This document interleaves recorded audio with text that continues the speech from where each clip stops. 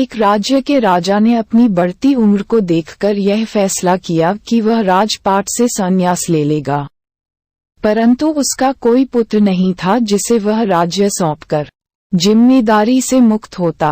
राजा की एक पुत्री थी जिसकी विवाह की योजना भी राजा को बनानी थी, इसलिए उसने मंत्रियों को बुलवाया और कहा कि कल प्रातः जो भी व्यक्ति सबसे पहले इस नगर में प्रवेश करेगा उसे यहाँ का राजा नियुक्त किया जाएगा और मेरी पुत्री का विवाह भी उसी के साथ कर दिया जाएगा।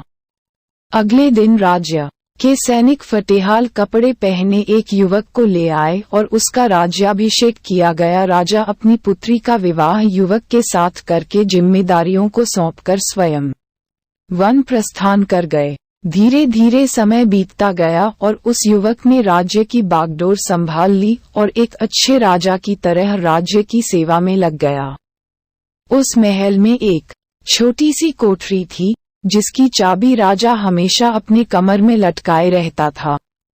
सप्ताह में एक बार वह उस कोठरी में जाता, आधा एक घंटा अंदर रहता और बाहर निकलकर बड़ा सा ताला उस कोठरी में लगा देता था और अपने अन्य कार्यों में लग जाता। इस तरह राजा के बार बार उस कमरे में जाने से सेनापति को अचंभा होता कि राज्य का सारा खजाना, सारे रत्न, मणि, हीरे, जवाहरात तो खजांची के पास हैं। सेना के शस्त्रागार की चाबी मेरे पास है और अन्य बहुमूल्य कागजातों की चाबी मंत्री के पास है। फिर इस छोटी सी कोठरी में ऐसा क्या है जो राजा यहाँ हर सप्ताह अंदर जाता है और थोड़ी देर बाद बाहर निकल आता है? सेनापति से रहा नहीं गया। उसने हिम्मत करके राजा से पूछा कि राजन, यदि आप क्षमा करें तो ये बताइए कि उस कमरे में ऐसी कौन सी वस्तु है जिसकी सुरक्षा की आपको इतनी फिक्र है? राजा गुस्से से बोले, सेनापति, ये तुम्हारे पूछने का विषय नहीं है, ये प्रश्न दोबारा कभी मत करना। अब तो सेनापति का शक और भी बढ़ गया।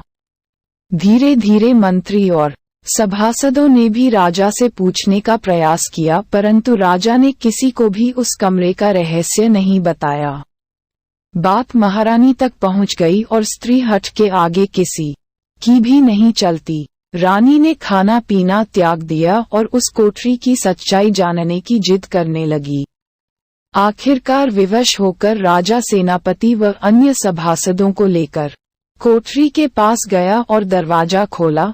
जब कमरे का दरवाजा खुला तो अंदर कुछ नहीं था सिवाय एक फटे हुए कपड़े के जो दीवार की खूंटी पर लटका था। मंत्री ने पूछा कि महाराज, यहाँ तो कुछ भी नहीं है। राजा ने उस फटे कपड़े को अपने हाथ में लेते हुए उदास स्वर में कहा कि यही तो है मेरा सब कुछ। जब भी मुझे थोड़ा सा भी अहंकार आता है तो मैं यहाँ आकर इन कपड़ों को देख लिया करता हूँ। मुझे याद आ जाता है कि जब मैं इस राज्य में आया था तो इस फटे कपड़े के अलावा मेरे पास कुछ भी नहीं था। तब मेरा मन शांत हो जाता है और मेरा घमंड समाप्त हो जाता है। तब मैं वापस बाहर आ जाता हूँ। सीख, हमें अपना अच्छा वक्त आने पर कभी भी घमंड नहीं करना चाहिए।